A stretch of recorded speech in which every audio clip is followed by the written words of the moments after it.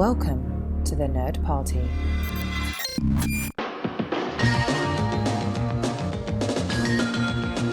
Hello and welcome to a co-production of Great Shot Kid and Film Damage. I'm Mike. I'm John. And we're releasing this episode in both feeds because time is of the essence, and we're under the gun, and it's a concept which is big enough that it's so big that it needs to be spread out over multiple locations. So yes. It might be a little weird. Like, if you're listening to this in the Great Shot Kid feed, you might be wondering why I'm introducing this instead of John. And if you're listening to this in the Film Damage feed, you might be wondering why I'm not swearing. But we need to, just make it universal. Yeah, any crossover event, you got to have guidelines. And I would argue that people listening on Great Shot hearing you introduce it are grateful that you're the one taking the lead. So, it's all a matter of point of view. I don't know about that. I do.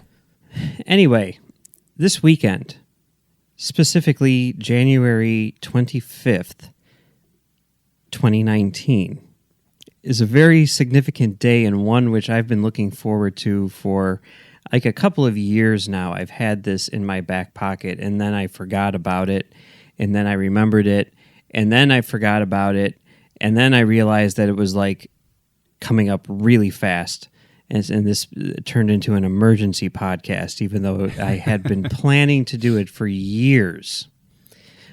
But January 25th, 2019 is a very interesting day because it is the day Star Wars Episode 1, The Phantom Menace, becomes as old as Star Wars Episode 4, A New Hope was when the Star Wars Episode 4, A New Hope Special Edition was released. Now, just to make sure everybody is clear, we are aware it's January. Yes. And Mike is doing counting by actual proper day, right, as opposed to just doing the quick and dirty, it's May of 1999. No. Right, exactly. This is the actual day. Star Wars was released May 25th, 1977, and the special edition was released January 31st, 1997. Episode 1, released May 19th, 1999. Today, January 25th, 2019. Perfectly splits the difference. Yeah. And if this is as fun as we think it will be, we will do the same thing next month for episode 2 and the month after for episode 3. It's going to be fun enough for that, Mike. I promise you. Cool. I promise everyone. All right. So here's our idea. What if there was an episode 1 special edition that was being released today? What changes have occurred in terms of technology? What changes have occurred in terms of storytelling, second guessing, or whatever? What changes have actually occurred, like in the various releases of the movie? And what changes would need to occur in order to signal to people that this is a special edition, like the commoners, I mean, right. like when episode 4 came out as a special edition, everyone knew, like, okay, they've redone a lot of the effects with CGI, but there's an extra scene, Jabba the Hutt's going to pop up here.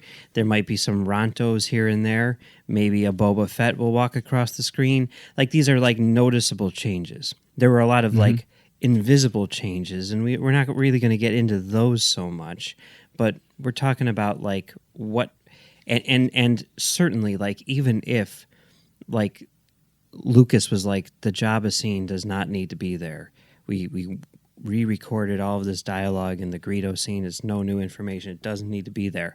Like, you still need to have it there from like a marketing perspective and everything, right?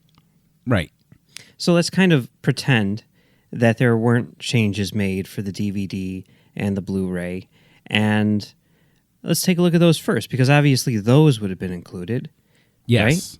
I definitely think so. I mean, I think that especially when you're looking at, the 20 years later special edition and the advance of how much better the CG technology got. I mean, the Blu-ray gives us a guide right there. Yoda. Yeah. They would swap out the puppet in a heartbeat. Yeah, that's definitely the biggest thing, right? Yeah.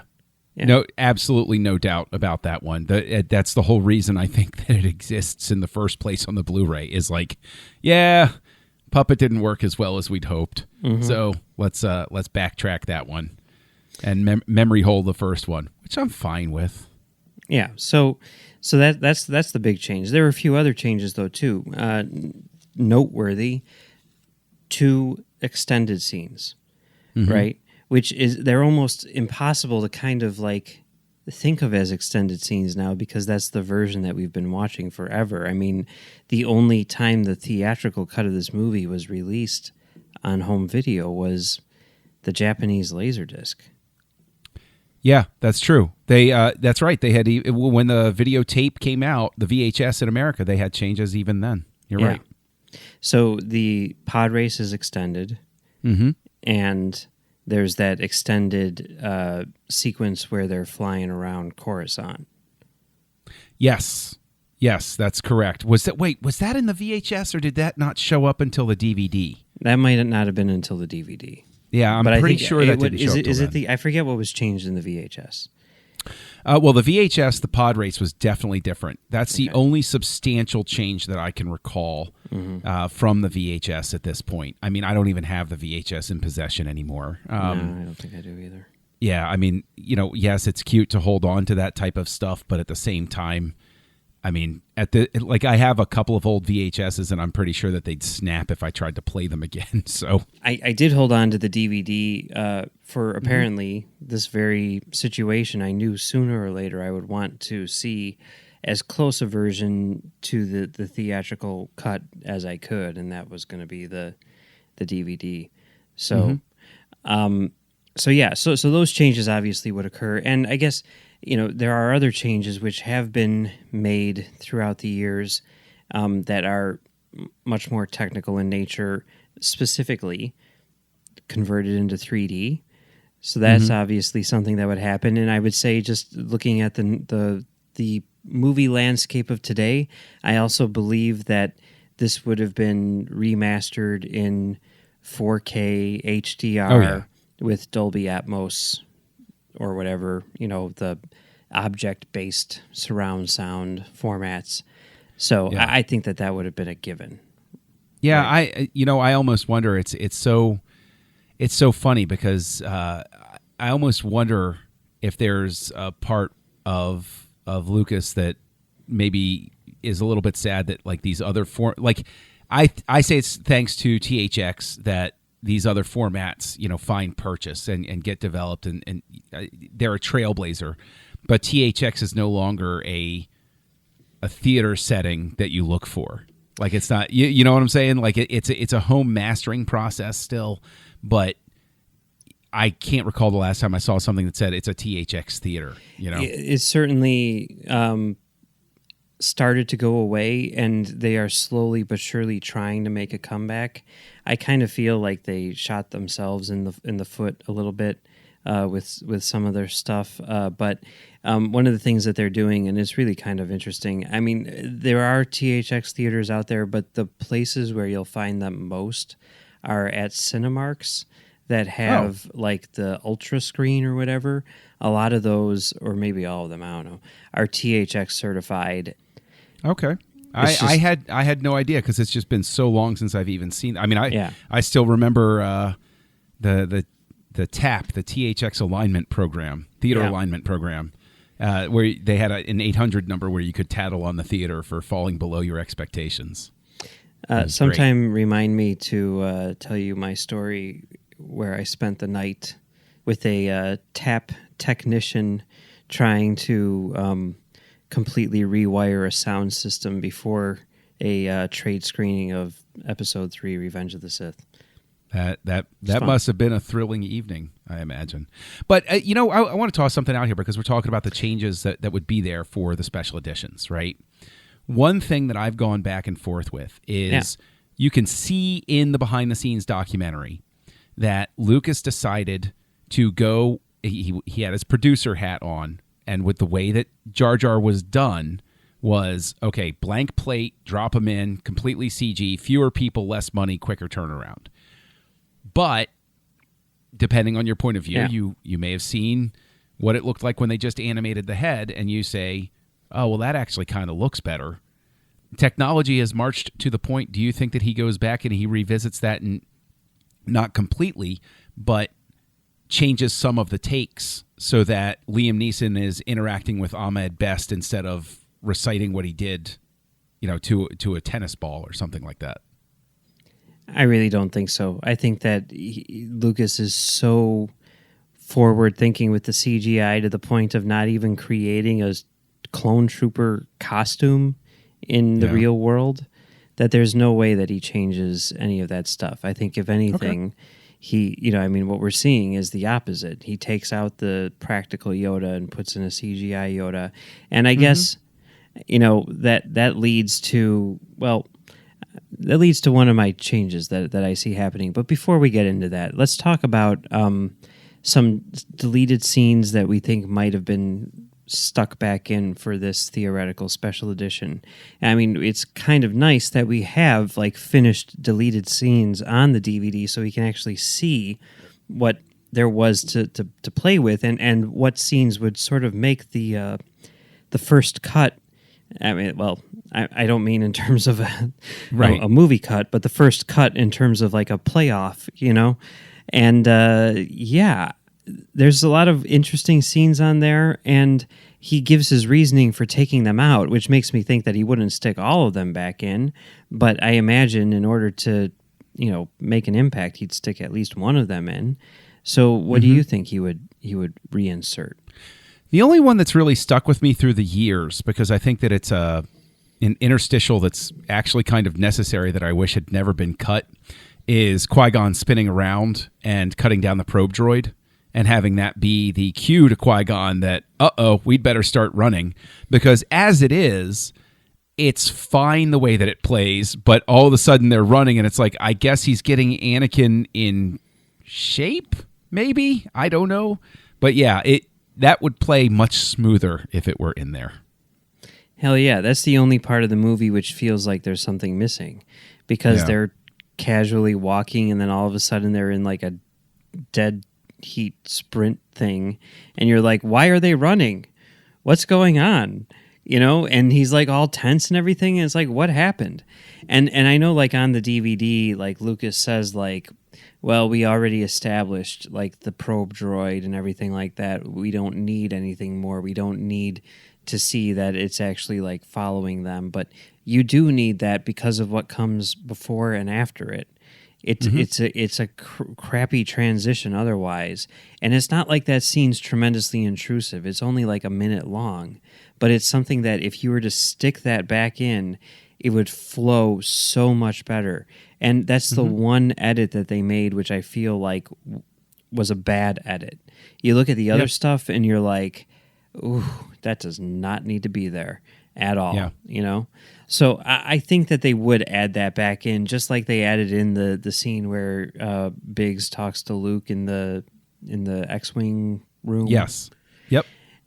But I do think that that's not a lot of bang for your buck. They weren't promoting the big scene, because it's what? I mean, it is just a little interstitial thing, just kind of like this is. I think they would add something other than that, and I think the scene that they would add, just because of sort of what's involved with it, but also Lucas's reaction to it, according to the sort of behind-the-scenes stuff on the DVD, would be the waterfall scene. Yeah, I could see them adding the waterfall scene back in. You talk about bang for your buck, and I don't know if that one carries that one. I think is actually a very judicious and smart edit because it keeps them moving. It doesn't belong in the movie at all. Yeah, I'm just trying to internally debate right now. Am I digging in my heels and saying no, they're not going to do that because I wouldn't want them to? Or am I, am I being honest with myself? I think that you're right. They do need to put something bigger back in there. I almost wonder if they'd put in more Anakin on Tatooine, showing him beating up Greedo, and the additional scene with Jira. I think that was her name, the old woman at the store. Well, you'd have that. You would have that additional scene because that's right before the probe droid thing, right? Well, yeah, but I mean, even the Biggs thing didn't make it unscathed into A New Hope. So they could very easily say, no, let's just cut to them walking down the street. That's true. And having the probe droid behind them. Yeah. I don't know. I mean, like, if they did the waterfall, I imagine they'd actually go back and revisit the Jar Jar effects, because that's the one point where his effects really look very herky-jerky. Well, I think, I mean, what they did for the DVD there is they were like, we're not going to spend feature, we're going to do the WGN level effects on this one because let's not go crazy here. It is just for a DVD. So, yeah, I think they would, like, spruce up the effects for that, but I do think that would be the scene. I mean, like Rick McCallum on the DVD says, like, as soon as they were talking about doing this, the very first thing that Lucas said is, let's put this back in the movie. And maybe McCallum was misspeaking or whatever, but it sounds like Lucas was really close to actually sticking it back in the movie, Yeah. So, whatever. Anyway, so, okay, we're in agreement as to what we would want to see in there, but maybe that isn't what they would actually put in there. Who knows? Yeah, and of course the pod race would be further tweaked because I don't think that thing has remained the same in any cut. Yeah. But okay, so let's talk about some other changes that maybe we think they would make, which are a bit subtler in nature. We each have a few, but what's one for you? Obi-Wan's braid. What about when Qui-Gon is on the Eope talking to Obi-Wan about going back to get Anakin, and Obi-Wan has the deliciously wonderful line, why do I have a feeling that we've picked up another pathetic life form? His braid is over the wrong shoulder. And Lucas explains that the reason it's in the wrong shoulder is because he shot it in reverse because he thought on set that the lighting was going to be different, and so he was just going to flip the shot. And he actually said, I outsmarted myself because the lighting was right, and so he didn't flip it, and now his braid is on the wrong shoulder. And he just sort of, well, that's okay. And yeah, it doesn't detach it, but once you notice it, you can't stop looking at it. It's like the wires coming out of the back of 3PO. Once you see it, it's never gone. And so I think that that would be one of those subtle little tweaks that he would make. Yeah, he would do that. And he did things like that in the original trilogy, already. So, yeah, I think you're right. That would definitely be something that would be changed. Yeah, I definitely. What would you have? Well, this one's kind of broad, but Newt Gunray and the other Trade Federation guys, he would pull a Yoda on them, and he would CGI those guys out of existence. Do you think so? Yes, because when I was sitting there back on May 19th, 1999, watching these things with their practical effects, right? And I mean, we've already talked about his bias in that regard, and the fact that those mouths do not move at all like mouths. He would just be like, no, let's just do some CGI Newt Gunrays here and, call it a day. I don't think so. I actually don't think so, specifically because they could have done that with the sequels, or the prequel sequels is how I should say it. But they didn't. They kept them, the suits that they were. I think he would do something probably like fiddle with their hands the way that he did with the Gamorrean guard that has its hand on Han's shoulder. Or maybe he would just fiddle with their mouths. Yeah, that too. I could completely see that. Mm-hmm. Yeah. Just do something quick and dirty so that the mouths moved a little bit differently. I could absolutely see that. I don't think that he would swap them completely out, though. Yeah. Because the thing is, like, we're sitting here talking about, we're not going to, on the DVD release. We're not going to spend feature money on Jar Jar on the Waterfall. Like, I don't think that the amount of work that would be involved in going back and doing that, I don't think is something that they would want to do. Yeah, I could see that. Yeah. Well, what's another change that you have? Honestly, it's so difficult because I think a lot of them are informed by what they did on the Blu-ray, because they cleaned up a lot of things on the Blu-ray where I was like, okay, that effect looks better. And I think he used some alternate cuts and sped up some cuts here and there so that the movie flows better as a whole. I think that one thing that I could see them doing is cleaning up some of the lower res Naboo fighter shots in the space sequence and sprucing that up a little bit more, because I know that they specifically got away with lower res stuff to save some money and time. And I think that there are a couple of shots. There's specifically one over the back of Anakin's as he's flying to the battle that even moves wrong, quote unquote wrong. So I think he would do that. He'd clean up the fighter effects for sure. Makes sense. This is one which I think maybe I don't know. There's a thing which happens, of course, where we saw this with the original trilogy special editions, where they're like, okay, now, like, let's say Boba Fett is a thing, so let's have him walk across the screen or whatever. And there are things which were not mistakes or anything like that back in 1999, but now that other things have been done, they may alter the past in order to make it sync up a little bit better. And one of the things which I think they would do is get rid of Yaddle and the long neck dude from the Jedi Council. Really? Yeah. You think they would? I think they would. Why? Because Yaddle is a weird puppet thing. She's the best puppet thing. I don't know why there hasn't been like a novel about Yaddle or anything like that. She's my favorite character in episode 1. But I think the fact that we never saw her again makes me think he was like, nah, that was a weird idea. And, no, Yoda's one of a kind, and, we don't need to make him a race of whatever. He can just be a one of a kind guy. And with the long neck thing, I remember that was a big thing where he just doesn't show up again in the prequel trilogy. And the reason was because they didn't want any visual confusion with the long neck guys who create the clones in episode 2.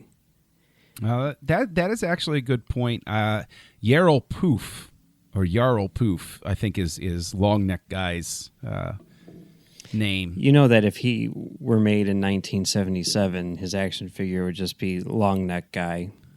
Yeah, it like a giraffe alien or something like that. Yeah. Kenner would have been in charge of naming him. I would actually say that dovetails into something I was always curious whether they would do with the Blu-ray, and I still think that there's a way or a place to do it, even if it's just a shot just before or after the funeral of Dooku stalking out, or even seeing Dooku uncomfortably on the council and like walking out at the end or something like that, just to tie in the fact that it's been established that Qui-Gon's death is what finally pushed him over the edge. And I mean, he's there long enough for Yoda to have talked to him about Obi-Wan. So he knows about Obi-Wan and he trained Qui-Gon. I think it's completely plausible that they drop in a CG Christopher Lee glowering or stalking off or something. No, that's really good. That is 100% solid. And that was going to be a question which I had for you, which, as someone who's much more familiar with the Clone Wars and the expanded universe, are there any characters who they would Boba Fett into the movie? And I kept on thinking, I didn't have like a place for it, but I kept on thinking like Ventress or something like that. But yes, Dooku makes perfect sense. It's perfect. And it's just, Yeah, you could totally have him sitting on the console. You could even cut to a reaction shot of him if you want. And he's not saying anything, he's not doing anything, he's just there. That makes perfect sense. I like that a lot. I can also say that possibly, and maybe just because we keep referring to it as a Boba Fett insertion, that we could see somebody like Cad Bane dropped in next to Aurra Singh, so that they are both there, and that's a further nod to the fact that they work together on the Clone Wars and stuff like that. But here I am, babbling on. What would you see as an insertion, aside from Ventress? Like you've got another choice. I didn't have any. I don't. That was my question to you. So Okay. yeah. But what about you? What would be another change that you would make? I don't know how many other changes I would. All right. Well, okay. Well, let me tell you two, which I would make. Okay. I'm going to tell you one, which is based on comments from George Lucas, and I'm going to tell you another, which I'm hoping will blow your mind. Oh no. Okay. All right. I'm holding on here. Okay. So for the one which is based on something that Lucas said, I'm assuming he was kidding when he said this. But there was a thing. I'm pretty sure this was in Roger Ebert's Q&A thing. Every other week, Roger Ebert would do a reader question column where people would submit questions and he would answer them. And after episode 1 came out, someone had a question which was basically, what the hell is going on with those energy doors at the end of episode 1? Where, they're separated from each other. We're talking about the scene with Darth Maul, Qui-Gon, and Obi-Wan, and they're separated from each other, and you need to wait for the doors to open up and all this other stuff. Mm-hmm. What was going on? And if I'm not mistaken, and this was 20 years ago, so I could be getting it wrong, but if I'm not mistaken, Roger Ebert just sent the question to George Lucas and asked him. And Lucas was like, well, here's the idea. And I realized that in the execution, it may not be 100% clear, but that is something which I will fix in the special edition.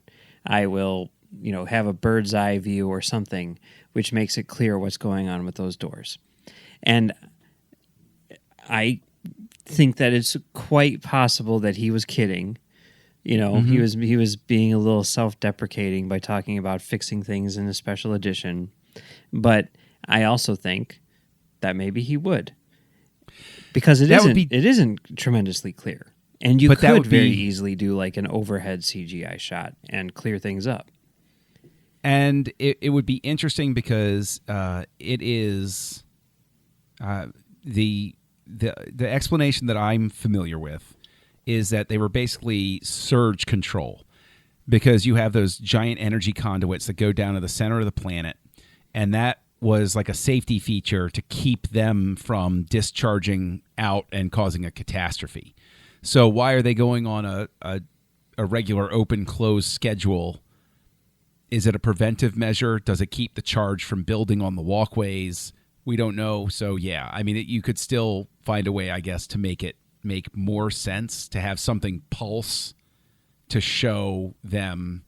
Yeah, I mean, that would make sense. Yeah, you show something else that pulses, that triggers the doors to open and close, so you see that it's part of a process. Sure, I could see that. Yeah. Okay, so here's my last one, right? Just came up with this yesterday. Okay. But I think it makes perfect sense, and I think they would do it because I think that now they've established something, and I think that they did do this in the in the original stuff, or actually it was for the Blu-rays, but they did do it one time around, and they like this consistency, and I think they would do this. I think they would redub Darth Maul's voice with Sam Witwer. You did just blow my mind, because that I think you're right. I think you are right. Mm-hmm. He's got so few lines. And yes, I not only do I think that's a beautiful conclusion to draw, I'm behind it. I want us to change.org? Let's Is that make where we it start the happen. petition? Yeah, this can happen. You know what? Sam Witwer is a big nerd, You know, Yeah. I'm guessing he probably has access to a microphone somewhere. I think that he should do this on his own and let the internet Do its have thing. at it. And let's see what Darth Maul's scenes on episode 1 would look like if Sam Witwer was voicing him. Now, you could always make the argument that after the tragedy, he has mentally broken and his voice changes because his nature has changed and stuff like that. But all that said, I cannot love that suggestion any more than I do in this moment. It's a beautiful, beautiful thought. I mean, and that's the thing, right? Like with Boba Fett, like it was a substantial difference, right? So it makes sense that they would change it. With the Emperor, it was a substantial difference. Like the fact of the matter is, Sam Witwer was doing his best. What's the guy's name? The guy from Peter Serafinowicz. Yeah, he's doing his best Peter Serafinowicz impression, and they're pretty damn close. So you could argue that it's not really needed, but it'd be pretty cool if they did it. It would be beautiful. Yeah. It would be absolutely beautiful. Yeah, I'm on board. And I think both of us can agree that they would not insert a stinger showing Darth Maul still alive. I don't think they would do that. No, they wouldn't do that. No. But, No. What can you do? I'm still, because we're talking about like the little tweaks and everything. I'm so curious because I remember reading a piece of the script years and years ago that the scene with Obi-Wan and Darth Maul was originally supposed to be featuring a bunch of stuff flying around. So you know how Vader threw stuff at Luke? Yeah. It was supposed to echo that in the sense that they were both throwing things at each other. And I think I may be inventing this reasoning in my head, but I think the reasoning was it's just going to be visually confusing to see that. Yeah. So they just said, no stuff flying around for this. But, that would have been an interesting sort of thing to see. Sure. Yeah. All right. So let's throw this question out to the listeners. Like, what do you think would be? And it's not what you want to see. It's not like take out all the Jar Jar Binks. Like that's not what Right. we're doing here, right? We're trying to be very objective about this and say not what it is we would want to see, but what it is we think they would see. We would see, So give us your suggestions. Hit us up on Twitter at Mumbles Join 3K. Nerd Party. Oh yeah, at Join Nerd Party, at Film Damage, at Mumbles 3K, or at Castle Junkie. Yeah, all comers, all takers on this. That's right. This is a special 2-outlet presentation. So any of those will get in touch with either of us. Yeah. So yeah, I'm very curious to hear what other people's reactions are or thoughts are on this subject. Yeah, it is. It's so funny because the perception for many, many years was that Phantom Menace was reviled, but the truth of the matter is that it's still at least well liked, if not beloved, and there are people who still have this feeling that with just a few tweaks here and there, it would be so much closer to what they wanted. I think we could see a wide range of suggestions about how people would approach it and, contribute ideas to the special edition for sure. Yeah. Where else can people find you, John? Oh, geez. Well, if you're looking over, obviously Great Shot Kid, you and me, we're resurrecting that. But over on the Nerd Party, I'm co-hosting Aggressive Negotiations with Matthew Rushing, which is a Star Wars podcast of a slightly different flavor. And you can also find both of us there, co-hosting Retro Perspective, where we're going a week at a time through the year 1994. And it's proving to be a magnificent journey so far, simply because we have established what we're calling the Esterhaus effect.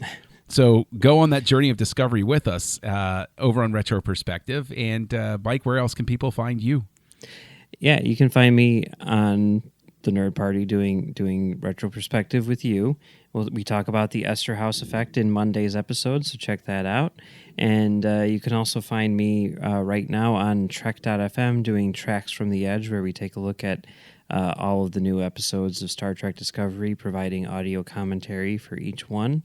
And if you're listening to us on filmdamagepod.com, check out Great Shot Kid on the Nerd Party.